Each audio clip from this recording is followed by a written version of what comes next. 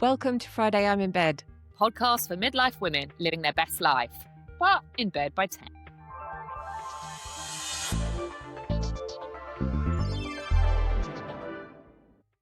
This week on Friday I'm in Bed, we're talking about the pink tax and how it seems to be quietly turning into a menopause tax for midlife women. We're asking whether these so-called menopause products actually help or if they're just everyday items with a higher price tag and a pink label slapped on. We're also chatting about GLP-1s and the knock-on effect they're having on fast food chains.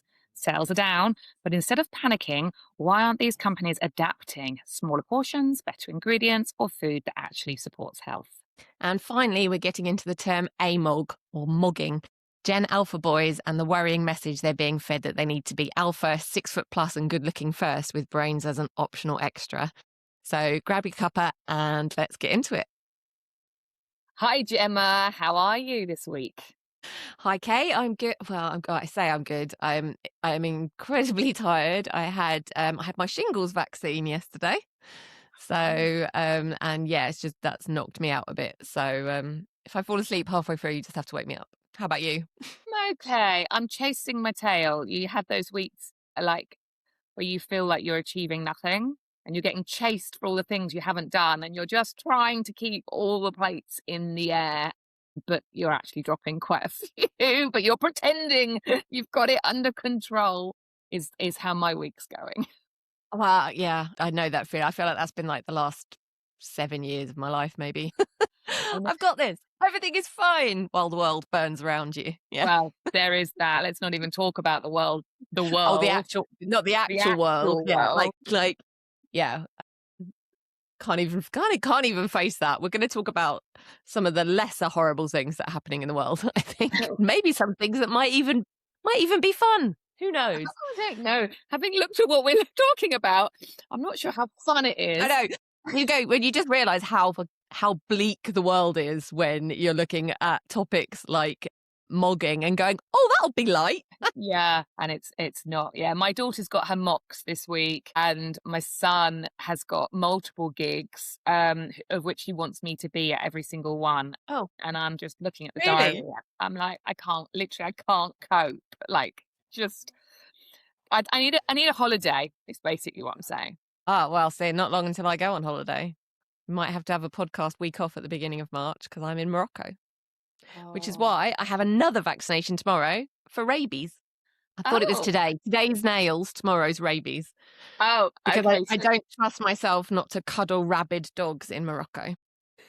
My husband's going to Morocco at the end of this month, actually, with a friend, although he hasn't had a jab for rabies.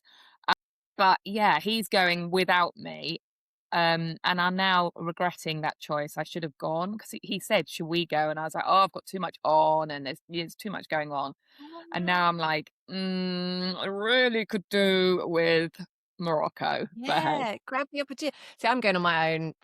Husband's staying at home to look after the dogs. I am going, well, not on my own. I'm going with a group with an influencer called Georgie Swallow, organised group with True Travels. So so I'm kind of going on my own to ride camels and camp in the desert. But rabies isn't one of the jabs that they say you have to have when you go. It's literally I am paying for it off of the NHS on the basis that I will cuddle a rabid dog, even if it's like I've got rabies written across its forehead, because I can't be trusted when there's dogs in the room, basically. Okay. Well, on that note, we've got quite a lot. We maybe should get into it. Yeah, let's crack on.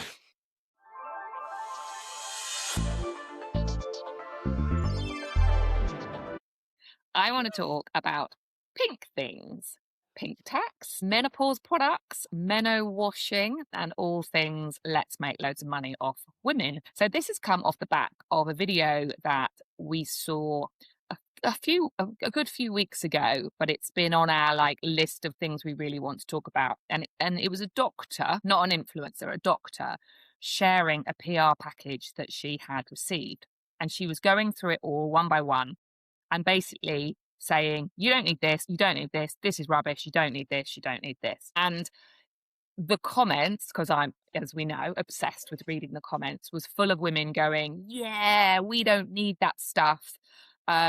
companies are exploiting us. And I was looking at it, and on the one hand, I was like, yeah, companies do exploit us.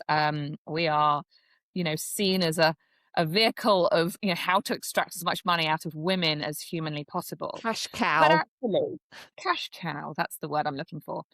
But actually, I took umbrage. I don't know if that's the right word, but I like that word. I took a bit of umbrage at it because some of the products that she was just dissing were actually quite useful products. And I know that I had used some of them and found them useful, and women I work with had used them and found them useful. And where I got to was it's really easy for a doctor who is fully trained in women's health and has really embraced that and made it her specialist subject to diss all this product.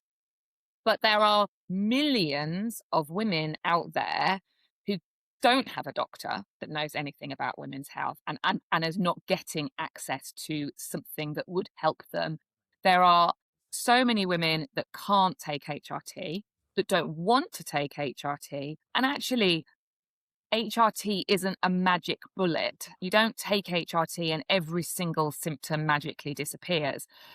Actually, what's really useful is to take more of a holistic approach, a broader approach, and taking something alongside HRT could make you feel even better. So I was a bit like, we need to kind of be careful about just dissing all product that has menopause on it. Yeah. However, we do need to be mindful that we are being marketed at more than ever. So I really wanted to chat about this as something I'm really passionate about. And I've got lots I can add throughout around how things are labeled menopause and what tests they have to go through. But it also leads on to the whole pink tax thing. And, let's just make a razor pink or a shaving gel pink and charge an extra Quid on it. quid. So, first of all, you saw the video, didn't you? I What was did. your initial thought when you saw it? Well, again, I think much like yours, see, I have this real thing with anything kind of woo-woo, right? Where I absolutely love it until somebody else does it. And then I'm like, well, that's just wrong. There's no science evidence behind that. So I have this real, like, I feel like I'm accidentally on both sides. Like, I'll be like, yeah, I believe in ghosts. And then if someone else is like, I saw a ghost, I'll probably be like, no, you didn't. Ghosts aren't real. So I'm very, my brain, I apologize for my brain, but that's what it does. So that's the kind of feeling I had in it. I was a bit like, yeah, that's right. You tell people what the science is. But also, I've got collagen powder at home. I take all sorts of like reishi mushrooms and cacao, and, I'll have all that, please. Thank you very much. Partly because it makes me feel like I'm caring for myself, I guess, is part of it. And sometimes that's half the battle, isn't it? Like, even if it's just those tiny little things, you're not, if you don't have time to actually sit down and give yourself a lot of time, sometimes it's just giving yourself permission to feel like you're caring about yourself. And if that's buying an overpriced collagen powder in a pretty packet, then so be it. If you can afford it, so be it. So yeah, I think that kind of, it covers my faults where I was like, yes, science, but also don't dismiss it just because it's not fully researched, I guess. So do you still use kind of those holistic products now? Which ones do you use? The one that it was actually that I got a little bit annoyed about was the shampoo, actually, which obviously people were you can't have menopause shampoo, but actually you have a lot of hair loss in menopause and as you age. And so actually, to answer your question, then I'll get back onto the shampoo. I don't take any extra right now because the HRT is working for me. Because I have access to HRT, I have a doctor that understands HRT and understands menopause. And more importantly, I understand menopause. So I spend a lot of time educating my doctor, but that's a whole other subject. Literally, I have to sit and explain why I do this and what it's for. And they go, oh, actually, yeah, that makes sense. Well, And that's I'm good like, if you've got a doctor that listens to that, because it's when you get the doctors that are like kind of a bit arrogant and a bit like, I'm the doctor, I'll tell you, actually. Yeah, they get on my nerves. yeah. And I mean, obviously, I spend a lot of time with women in menopause. So, yeah, I do know what I'm talking about, type of thing. But I don't like educate them as such. But it is like I will have a conversation with them. So I'm lucky. I don't feel right now that I need extra supplements and actually I'm on HRT. And a lot of the more woo-woo, as you said, or natural or homeopathic remedies cannot be taken alongside HRT. So if you're not on HRT, you may want to take certain things, but if you're on HRT, you can't. So right now, I'm not taking anything holistic. But then, I do take vitamin D. That's not holistic. That's a supplement that all women, as we age, really, really need. And everyone, just got to add to that one, vitamin D, everyone in the UK should be taking between at least September and March, because there is no way your body produces enough. So just got to throw that one in there, because that's one. No, absolutely, especially in the UK. But now there is a big call for doctors to prescribe women over 50 vitamin D, because our bones is one of the biggest issues in aging. So I take things like that. But back to the shampoo. So everyone was like poo-pooing the shampoo. Poo-pooing the shampoo, did you get that? But actually, that shampoo has an M tick on it. So a menopause tick. Yeah, I was going to ask you about the M tick. I knew you. Yeah. So I've done some work with a company called Gen M.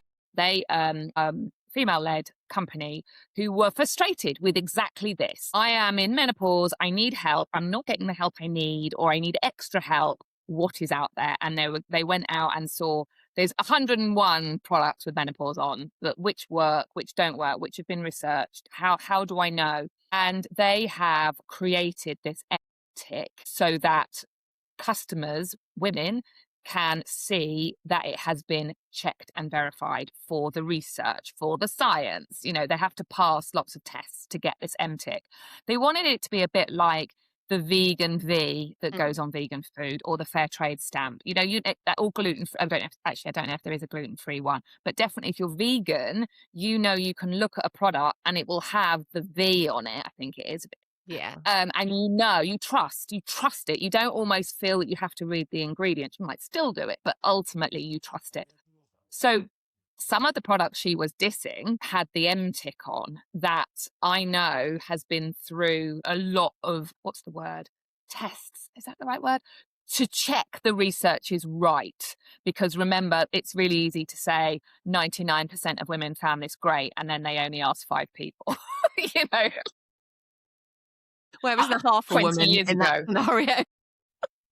Yeah, and they were all 22. Yeah. So you have to, they've done that bit. I tried the shampoo you're talking about. It was Menoplex, I think. I tried that, and I did really like it. And I think my mum is using the shampoo or conditioner or something now. So I did really like that. And it is a thing where, your hair thins. And I guess one of the discussions about that is that, there are already other products out there that could help with the issues that you're having, but aren't specifically marketed to menopausal women. So maybe it was I feel like the doctor was just dismissing things out of hand, but I feel like she was really talking about the fact that they were specifically being marketed to menopausal women rather than potentially the products themselves. Because, a shampoo that helps with hair loss or something like that. But I don't think there's a problem with then specifically marketing it, because it makes it easier for you to find if that's a condition that, if that's something that you're dealing with in menopause. It makes it easy for you to go menopause shampoo. There we go. Which is great for them as marketeers, and that M-tick can then make it trustworthy. I guess the question is it the same price, or is it more expensive than the other product in their range, which is exactly the same? Because that's the question, isn't it? Yeah. Can we squeeze extra money out of desperate menopausal women who are losing their hair? And that's the problem, isn't it? And that's down to, let's squeeze money out of women, and now let's squeeze money out of menopausal women. I think the idea of the M-tick as well is that products get grouped in store, and then there's an M-tick flag. So actually you can just go to the area. But like anything, I think the advice needs to be check that there's not another product that does exactly the same thing that's not been marketed to menopausal women, for example. Just like I was in Lidl yesterday, and the whole family needs shaving cream. And I know the whole family needs it because there's none left and we all use the same one. And of course, I just bought the men's one. I didn't even look at the women's one because I know the women's one will be more expensive. To be fair, maybe I should have checked. But I think, having been a woman on this planet for 53 years, I instinctively will buy the men's shaving gel because it's going to be cheaper. Because, of course, men have to shave every day for work and we have to keep the price low for them. And us, it's all about vanity, even though society tells us we have to shave to be hygienic. But, all that bollocks. You think with all that extra money men earn that they'd be all right paying a little bit more for their product, wouldn't you? I know. So I think it's back to that whole pink tax, and it's just like it's like paracetamol put in a box and it says it's for period pain, and when you look at the ingredients, I can't remember if it's ibuprofen or it's paracetamol or what it is, but the point is you don't need a special pill for period pain because it's painkiller. Yeah, it's a pink painkiller, but actually a pain is a pain, and you just could take paracetamol. Well, that's an interesting one as well, though, because this is probably a little bit off of the topic of the pink tax, but there is a lot of, again, this is my love of woo-woo. There's an amazing book called Why Woo-Woo Works. And one of the things in there is about the placebo effect. And people quite often use the placebo effect to say this doesn't work. But actually, what it's meaning is it does work. But, there's always a psychological component to a lot of these things. And some of the research is that people who take branded painkillers, even if they know the ingredients are exactly the same, and, they might say to you, I'm not going to take Nurofen, I just take normal ibuprofen, because I know that they're the exact same thing. If they take Nurofen, they have better effects. The pain goes quicker, lasts longer than if they take normal ibuprofen, just because it's in their head, it's like worked its way in there. Because there's all kinds of stuff about giving people, I can't remember what colours they are now, but like a blue pill works better than a red pill for calming, even if the contents are exactly the same. And people feel calmer if they take a blue coloured pill and that kind of thing. So that's actually really interesting, I think, because, if you're told this is going to help you with your menopause symptoms, there is a very reasonably practical excuse. Yeah, it very may well help you more than the exact same product, which is not branded towards menopause. And it is all in your head, but that doesn't mean it's not true. That's always one of the things. I think being in your head doesn't mean it's not a reality. Kind of everything's in our head. Okay, that's starting to get a bit philosophical now, but, Well, I've had to wean myself off buying Nurofen because it's just ibuprofen. Yeah. And I now buy ibuprofen, but it's taken me decades, years. And I didn't even, I called ibuprofen Nurofen. Can you get me a Nurofen? Like the branding, their marketing, they've done such a great job on me that I actually called it a Nurofen, not just a pill or a ibuprofen. So yeah, I get that. Will we ever get to a stage where, do you think, this is probably a stupid question to ask. I like asking stupid questions, then you can just laugh. Yeah. When we'll get to a stage when we won't have the pink tax on toiletries. See, what's the point in asking me that question? If I said yes, absolutely now, you'd be like, really? Is that what you think? Yes, absolutely. I think probably within a week that'll be gone. Just because we've talked about it. Yeah, that'll be it. No. I don't think we will. I think that's kind of thing in the marketing is kind of a bit deeply ingrained, and things that women like have eternally been kind of painted as vanity or less important than things that men like. And I think it goes along with that, because if women like it, it's a luxury. So even if it's being marketed to menopausal women, that also goes along with the whole thing of menopause, which is changing slowly. We do talk about it a bit more, but the whole thing of menopause, where people don't talk about it, and therefore women are probably just making a bit of a fuss about it and should probably just get over it. And therefore all of the products that they might need to help them through it are should be expensive luxuries. But from a business perspective, I'm going to take a different angle here. If you ran a supplement business of any form and you could see that there's more people talking about menopause, it's becoming much more acceptable to talk about it, and more other businesses are producing a menopause range, you would be pretty stupid in a way, surely, to sit round your board in the boardroom and go, shall we make a menopause range because everybody else is and we haven't got one? Nah, let's not bother with that. So I think it's almost, from a business perspective, they're going to jump on it because hopefully from a good place, that they want to help their customers, but let's be real, most of the time it will be the bottom line. How can we make, how can we make more money? I suppose, as you said, it's the things that we don't need, or the added money. The So added yeah, money, I pointing out a think. menopause Yeah, being rave. marketed to in the world we live in, where everybody who at least being marketed to means you're being seen by someone, I guess. Like there's a thing about that, it means that you're not being shoved away in the cupboard and called irrelevant if you're being marketed to. It's the added costs being put on it, because that's the bit that feels predatory, I think, on Yeah, people's women's desperation. I know. Although I am going to leave this with, I saw menopause chocolate in a shop. I'm not going to name the shop. And I made a video about it, like scathing. Back in my more ranty days, I feel like I'm less ranty these days, believe it or not. And I made a video about it, and actually I had about how ridiculous it was. Like, and obviously it probably had magnesium in it, but so does dark chocolate. And I actually had women that I knew, as well as other like women I didn't know, messaging me going, actually, there's nothing wrong with this. I'm really happy they're doing this. So, and I was a bit like, what, menopause chocolate? Really? So I suppose it's remembering that everybody's bodies are different, everybody's needs are different, and also everybody's menopause is different. So if one woman feels having her menopause chocolate is going to help her, as you said, it might be in her head, it might just make her happy, it might help her. Who knows? We just need to be careful not just to write it off as ridiculous, rather than accepting that, like, we are all really different and our menopause journey is really different. Again, critical thinking. We leave one there with, hey, How Gen X of me. critical thinking, always the answer. Yeah.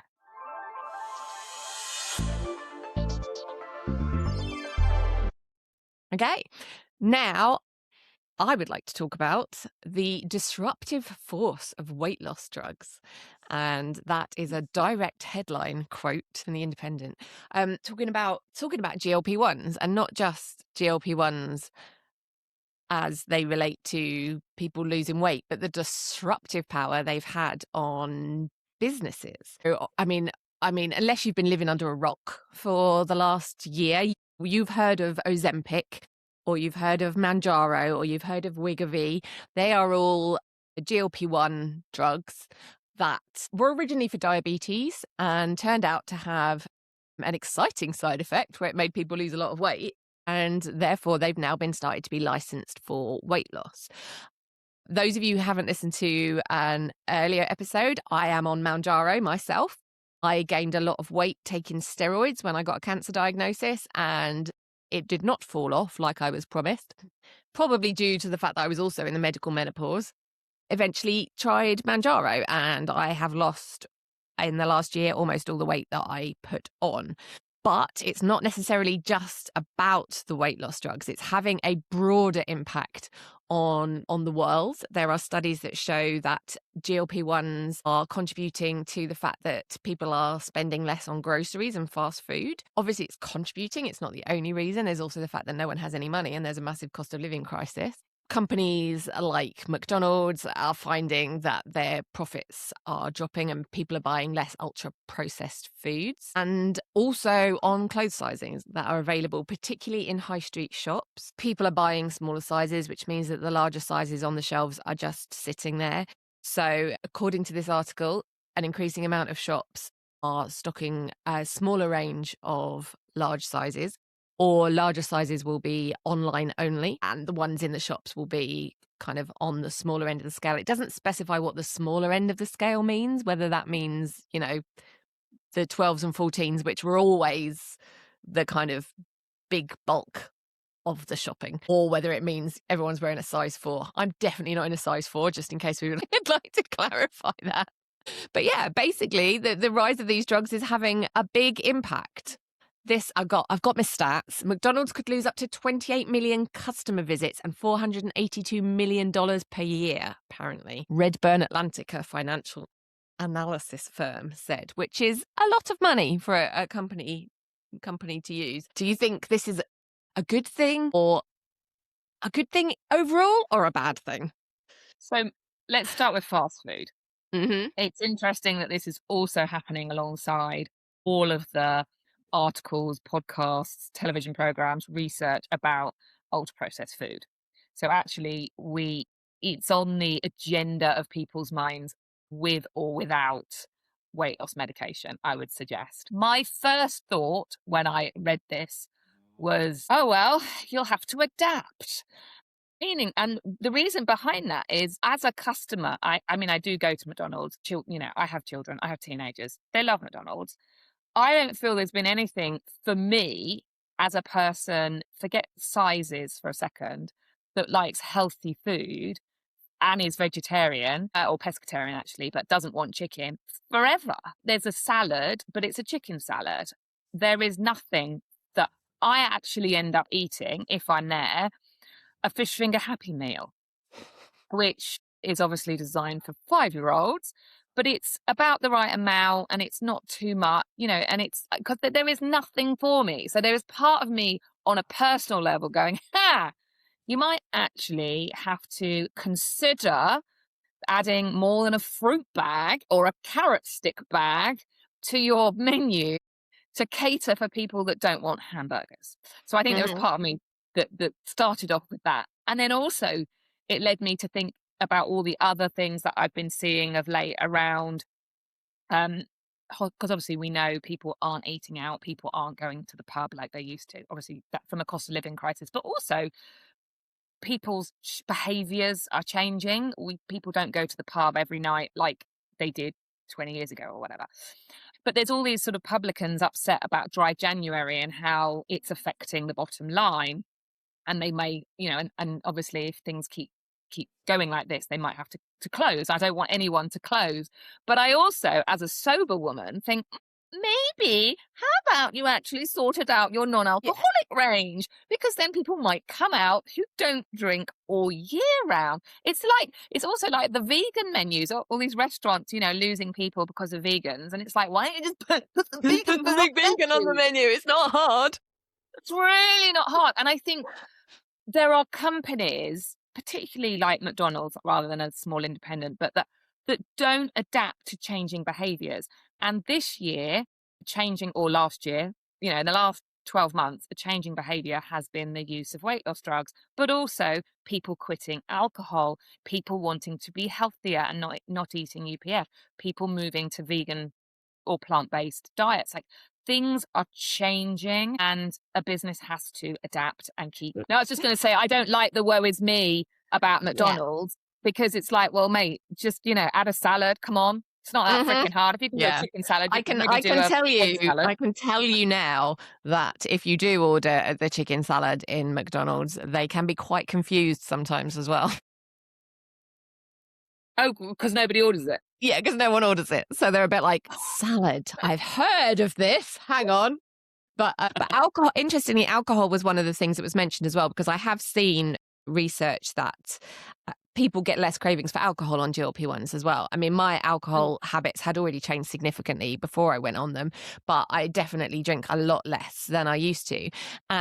There's always been a lot of like, it's willpower. You just need to have willpower, but it's incredibly difficult to have willpower in a world that is constantly trying to persuade you to have massive lunches, or to order this huge burger and then you feel like you're wasting food if you don't eat it all, or it's constantly there all the time, and Mm. the world isn't designed for that. So I think there's a lot of issues in this. So the first one is kind of like that impact on health, which I think is really interesting because some places are starting to market things as GLP-1 friendly. So specifically, if Oh. you've got a smaller portion or a high protein option or something like that, they will market them as GLP-1 friendly. And that's interesting. And also the concept that these GLP-1s don't do the work for you, which I've said before. They could make you eat less, but if you just eat less while you're on the drugs and stop taking them, this is an opportunity to use that lowered drive to make changes, to eat more fruit, eat more vegetables, eat higher protein, go out and do some exercise if you want to change your health rather than just your weight. It is interesting to see companies then maybe make that move more into health, just because they realize that their marketing isn't overriding people's kind of, isn't having that impact on people's kind of natural drives anymore, which is very interesting. That applies to alcohol as well. So then there is that, you're moving from health into that topic of companies adapting to what consumers actually want, rather than just, trying to push something on people. And I've said this about pubs a lot. My parents were in the licensed trade, and when they would talk about dry January being an issue and stopping people drinking, how pubs would go out of business, I was like, offer something else, because I will quite often have an alcohol-free beer now. If I want a beer, then I can have an alcohol-free beer. I love a really good alcohol-free cocktail, and I mean, I've got a house full of alternatives like Three Spirit and Silver and like all these things like this, and the CBD drinks that you get. There are so many things out there. There are so many products that you can sell people at a premium price that people want. So, at the end of the day, it is like a business's responsibility to adapt to that. Businesses have to adapt. And are people actually making changes to be healthier, or are they just using the drugs to eat less and therefore going out less to eat? Well, I suppose that one then comes just down to portion sizes. So from a McDonald's perspective, or Burger King, or any of the fast food chains, do they have a small version? I suppose me eating a Happy Meal is a way of having a small version, because there is nothing healthy in there. I I think it's really interesting, as you said, about companies like fast food chains not thinking about their consumer. It's all about what they can push on us and make us addicted to and make us want and everything. And such a big part of running a business is understanding what your customer wants, and giving them what they want. It's such a big part. But I feel, are they just too, I was going to say cocky. I don't know if that's really the right word. Just like, we don't Yeah, need to whatever. change. Yeah. You need to change. You're the problem. It's like, it's just really selfish and, oh, I can't think what the word I'm trying to come up with. But I think small independents will. But then how do you feel about the GLP-1 size? Because we talked about ladies' sizes well, however long ago, like portion sizes. And actually, some people do want smaller sizes. It's fine, just don't call them ladies' sizes. But is calling them GLP-1 friendly sizes, the right thing either? Does that But offend you?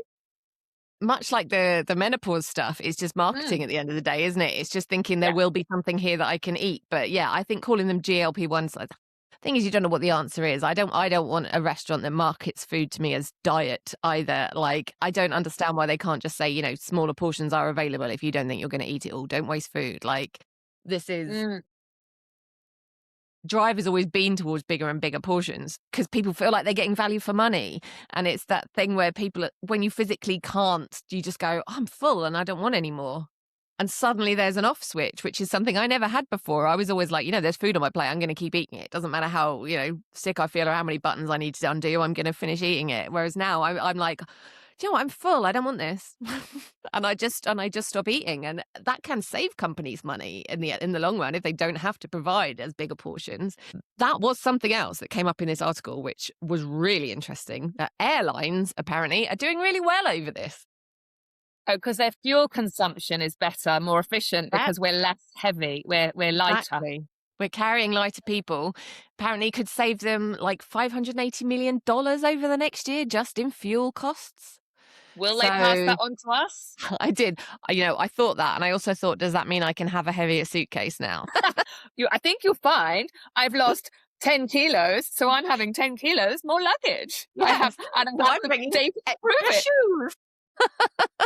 Oh, airline. Well, yes, because there was lots of big talk about people that were too big, and should they be booking 2 tickets? But Or they actually could now, give us seats that human beings can be comfortable in, of course. well, exactly. But now they've got the other. Well, now it's a positive to them, so that's good for them. Let's talk about the clothing retailers, because you said about reduction in sizes, and in fact, we talked about that, didn't we, when we were talking about Lucy and Yak last week or whenever it was. Yeah. I read that people are buying more clothes. I'm seeing lots of people on TikTok saying, I've lost loads of weight and I need to rebuy my entire wardrobe. Do you think that's great, or do you think all those people are going to jump to fast fashion, which isn't so great? the people I'm watching actually, if the algorithm is showing me, obviously, is people that are going to charity shops now and rebuying their wardrobe, because obviously TikTok knows what I want to see. But it'd be interesting to know, like, where are they all going? Are we finally going to see uplifts in sales in the likes of Next or Marks or wherever, you know? I mean, the article talked about them putting a lot like tighter size ranges out on the shop floor. Mm. I am deeply regretting a lot of the clothes that I gave away when I had a hissy fit, when I put on when I was on the steroids. And a cancer diagnosis is a difficult thing to navigate mentally, and I Of literally had a course. hissy fit and gave like bags and bags and bags of like 30 years of my wardrobe just went to charity, which I am regretting a bit now, which does mean that yes, I do have to rebuy a lot of stuff. Personally, I'm rebuying a lot of stuff on Vinted. Mm. And I am literally rebuying a lot of stuff. I'm finding the clothes that I liked, selling the bigger version and buying it in a smaller size on Vinted. So Oh. that is one of the things that I am doing. I'm also going to say it's a lot easier to wear clothes that are too big for you than it is to wear clothes that are too small for you. So from a personal perspective, I turned fast fashion when I gained the weight because I needed something to put on my body. Just And I needed fitted. it. I needed it fast, and I didn't want to spend 200 quid on it because Yeah. I had no idea what was going on. So I did buy a lot of fast fashion things when I gained weight. Now I am not. I am buying fewer, nicer things because I feel like I deserve it, frankly. You And do? I am rebuying things that I already knew that I liked from previously. So I'm actually finding myself, because I can still wear some of my bigger clothes. They're not, going to literally, unless they're going to literally fall down as I walk down the street. I can wear stuff slightly baggier. That's a lot easier. So it's not like I'm going to be undressed. But when I'm buying new things, I'm more likely to buy a bit more carefully. I obviously cannot speak for an average consumer. And I know that a lot of people, when they lose weight, then rediscover that joy in fashion, and may then be buying a lot more clothes than they may have used to be. That's an excellent sentence. That's what I'm seeing A lot on, more clothes than they used to. yeah, that's what I'm seeing. The people that have come up in my For You page are very much like, you can tell the enthusiasm is back, or maybe not back, might be for the first time, towards fashion, and whether they're buying it pre-loved or on Vinted or in charity shops or wherever, that there is that feeling. So considering the high street has done so badly, you know, maybe these extra sales is, not maybe, it's a good thing. But yeah, I don't think McDonald's is quite so happy. Will be interesting to see how this kind of thing evolves, I think. Yes, I'm looking forward to a healthy meal.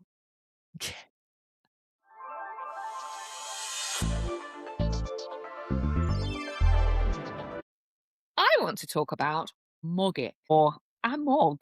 New abbreviations, don't we just love? And it's all aimed at young teenagers, and they love an abbreviation, funnily enough, so it feels fitting. So there's been an article in The Independent. I think this is the second independent article we're featuring of the day. We're Um, highbrow newspapers, right? yes, around podcasters, male podcasters, a new breed of male podcasters. And so not Andrew Tate, which is the person everybody cites.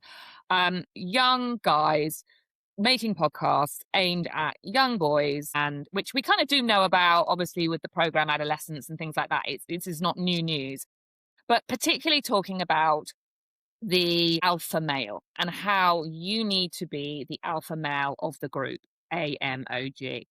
And actually, all you should want in life, basically, is to be the alpha male. And by alpha male, you need to be the best looking. You've got to be 6 foot tall. In fact, what they're saying is your looks are more important than your brain. Now, what's interesting about this, and obviously we're going to talk about this more, is the response. Again, always reading the comments. So many women saying, well, welcome to like our life, how we've been told how to look, how to be, and that beauty equals value, youth equals value our entire lives. And now that it's aimed at boys, the press are talking about it. And, I read things like, oh, woe is me, you know, oh dear, the boys, when my girls have been subjected to this forever and I was subjected to it as a woman. But as a parent of a boy, I read this and I don't go, dear, the boys, you know, I've seen it firsthand and I've seen the pressures that boys are now under that they weren't before to look a certain way, and that their entire value comes from how they look. And I think it's a really scary territory. So I thought it'd be a good one to talk about because, yeah, girls have always been told that their value is linked to how they look, and now boys are. And yeah, let's talk about it. Is, you know, it's obviously an awful thing, but had you heard of mogging, first of all? Well, I had, because my husband mentioned it to me. I was like, do you mog? And apparently he doesn't mog, which is good because he's far too old to be mogging. But the thing that I was like, what? I've never heard of this. The thing that I was because I don't have children, so I don't see any reason why I should know what doing with themselves. But one of the things, when I did then read the article, one of the things and find out more about it, one of the things that quite interested me was how the angle, I guess, was interesting to me. So obviously we can say, well, welcome to our world. Like, our whole lives we've been told that our value was in our appearance, and you get the mean girls thing, and everybody's got to kind of fit that look. You're going to be tiny and petite and beautiful with long flowing hair and all that stuff. But when it started to be marketed at men, it becomes almost aggressive and competitive, whereas when it's with women, it's a lot softer.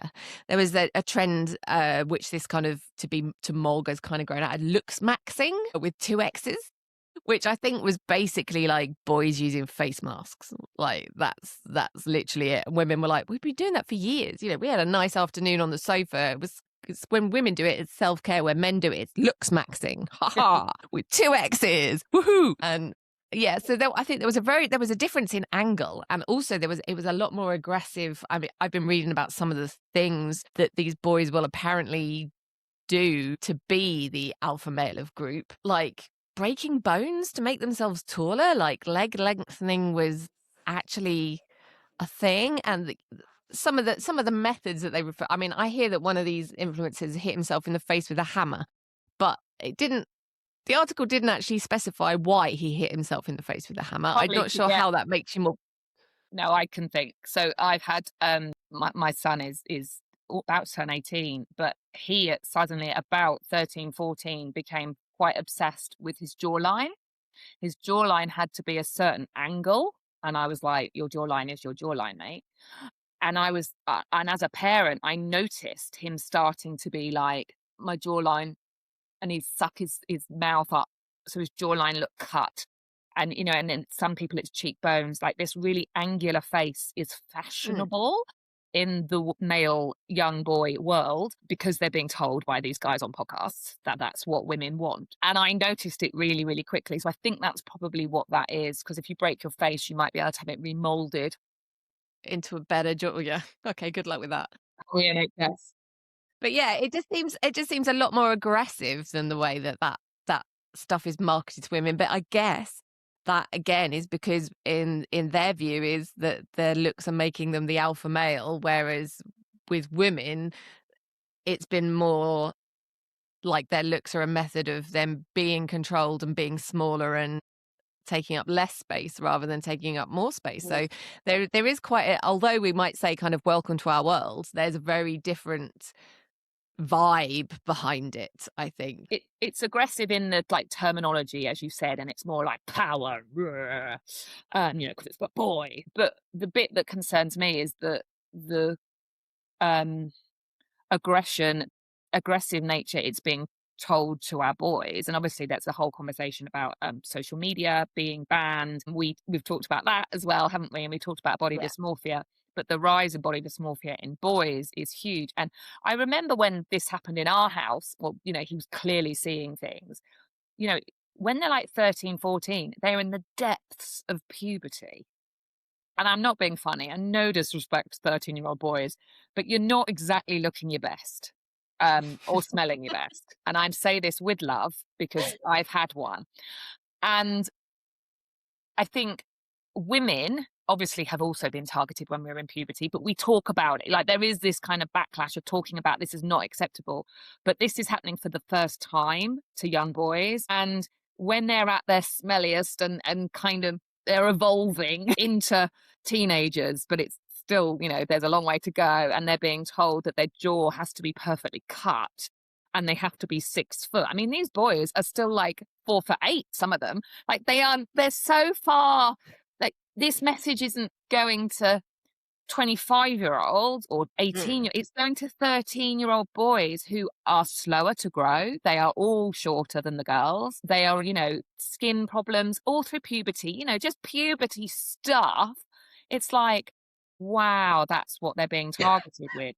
And reading this article, realizing that my son didn't see this podcast, it wasn't around then, but he was influenced. And I think there's lots of talk about banning social media. There's talking about talking about this in schools, but we have also talked about in the past the role of the parent. And part of the reason why I want to talk about this today is we have a highly female audience, and it's parents as well, and it's like this looking out, but it's this sign, this suddenly like obsession with a jaw or their muscles, but they're literally like 12. Like, why are you even thinking about muscles? But not in a I just want a six-pack and look like the guys on Love Island. It's not like that. It's so specific. I have to have this type of muscle. Everything's really specific that comes through on this stuff, to the point where us as a 53-year-old woman, it's like, what? Because it just seems so weird. But yeah, it's really specific things like 6 foot and, how about breaking your leg to be extended? I mean, that just seems bizarre to me. I mean, I feel like, okay, so when I was 12, 13, we all wanted to read Just 17. And my mum wouldn't let me read Just 17 for quite some time on the basis that it was called Just 17 and I wasn't 17. You're not just 17. So, but I feel like that was our source for things because we didn't have social media. So all of our obsessions were specifically based off something which had some oversight when it was produced. Just 17, anything that's going to press and is being sold like that at least has some oversight. Some oversight. So, they can't, if they were publishing lies, it's being, what I mean, right? Well, like, no, I know. I don't know, but like, it feels like this was at least a moderately official source, okay? And there were grown-ups involved in producing it, okay? Yes. Somewhere in that line, there was an actual grown-up and a group of people went, are you sure? When you start talking about these kind of like individual influencers, it's just them. And if they manage to get a voice for whatever reason, because they're tapping in to a paranoia that a particular group has, and then that voice gets amplified and amplified and amplified, there's no oversight. There's no grown up down the line somewhere going, are we sure this is what we want to put out this week? It's just one person. And when that gets amplified and then more people start joining in who also don't have any oversight, that's where it starts kind of worrying me, because that's where you get these real like extreme and like you say, oddly specific things that start coming on social media. And I don't, and at an age where you don't have that critical analysis, where you will believe what people tell you, and obviously whatever your parents tell you is a lie, but the random person you've never met on the internet, well, they're speaking your language, obviously. So that's one of the things about it that's concerning to me. And it's not just concerning because it's happening to boys. It's concerning because it means it's growing rather than reducing. You would really hope that, women have been dealing with this for years and that we would and that now we might start to get over it. But actually what's happening is it's getting amplified for younger generations and getting worse in a way, which that is a sad thing and a worrying thing, regardless of whether you can't just be like, welcome to our world, boys. You have to you have to acknowledge that, we didn't want it to happen to anyone. So it's not just that we don't want it to happen to boys. We don't want it to happen to anyone. Yeah. Can we just stop it now? And we need to, I think we're all in agreement that to Well, we are. change the future of how women and girls are treated, boys and men need to change behaviors. Like, I think we know that. But if we are still feeding this extreme narrative about into 13-year-olds, it's never going to change. Because of course the narrative is to get a woman, you have to look like this. And you've got to get a 10. You've got to be a 10 to get a 10. And all women, like, there's all this ideology that's behind all of this manosphere stuff.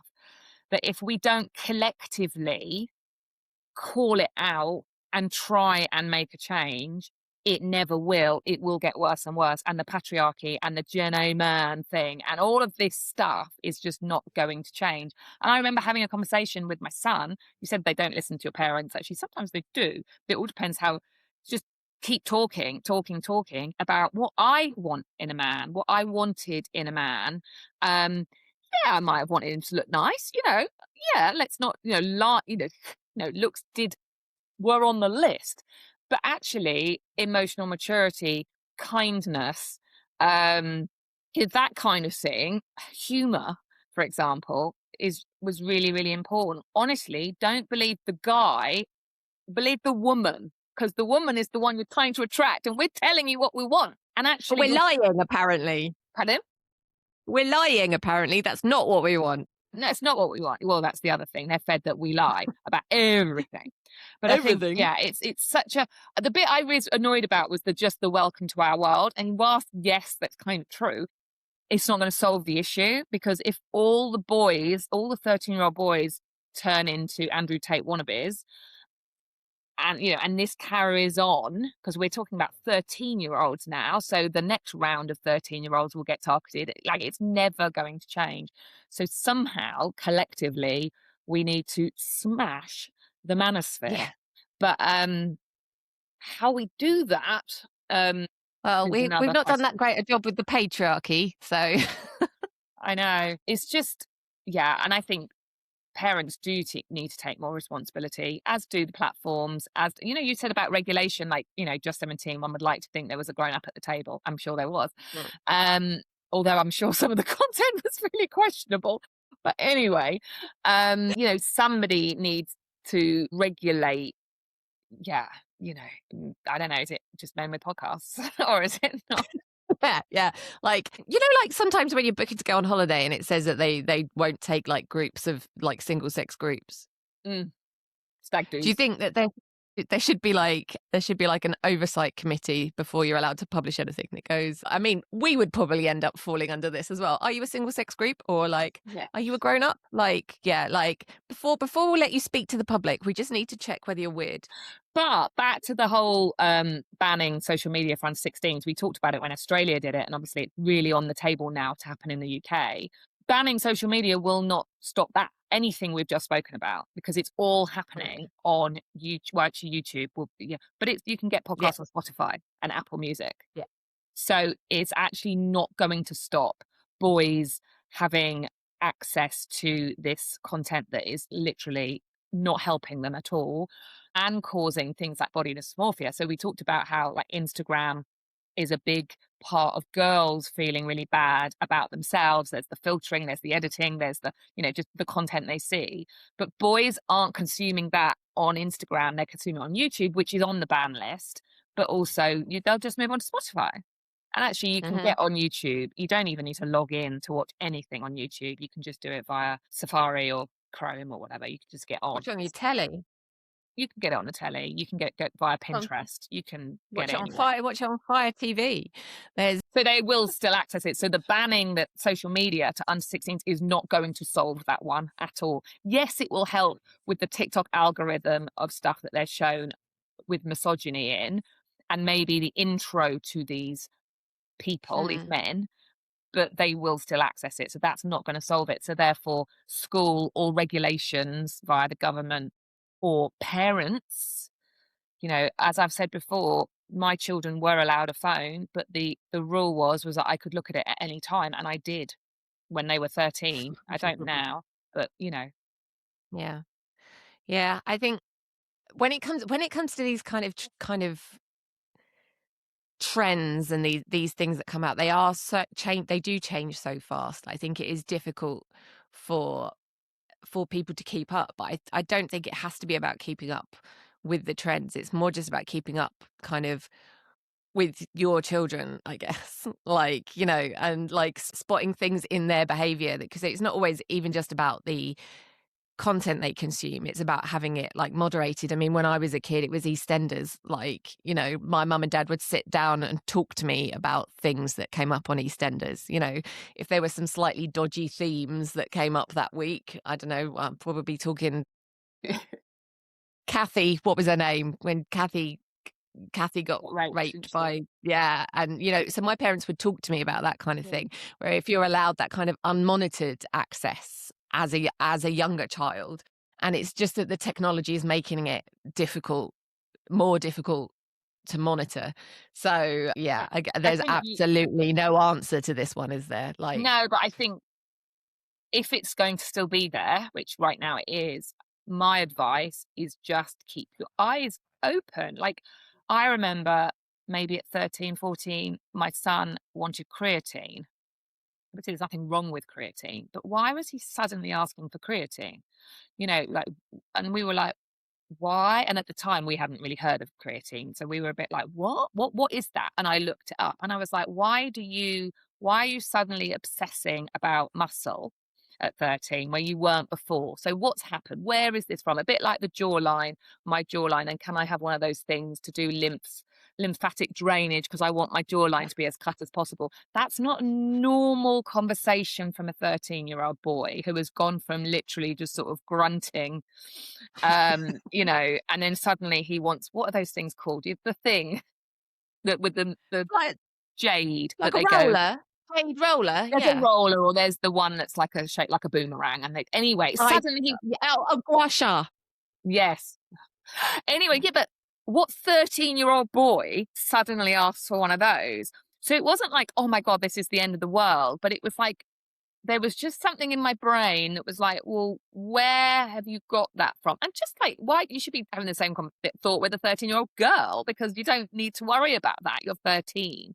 But it was so kind of out of character. He must have seen something somewhere. So I think my advice here is that if you have a son, a 13-year-old son, is just, you can obviously look at their phone and monitor their usage and things like that. But it's like, what's a bit different, what's a bit weird or a little bit out of character, because they've got it from somewhere, and where is it? And have a conversation. You can't change the shape of your jaw yet, you're growing, you've got a brace in, for goodness sake. Like, your whole jaw is changing. Do you know what I mean? It's having those conversations, but it does need to be regulated. Definitely. I think, yeah, making it a conversation rather than an accusation is definitely a key point. Thank you for joining us for another roundup of midlife chat, hot takes, and occasional moaning. Well, quite a bit of moaning. Make sure you hit subscribe so your podcast app gently nudges you every Friday, because honestly, who remembers anything without a reminder these days? And also, we like people liking us because we're very needy. And if you fancy being extra lovely, leave us a rating or a review. It helps more brilliant women like you find us. Have a great weekend, everyone, and make sure you find time for yourself. You deserve it.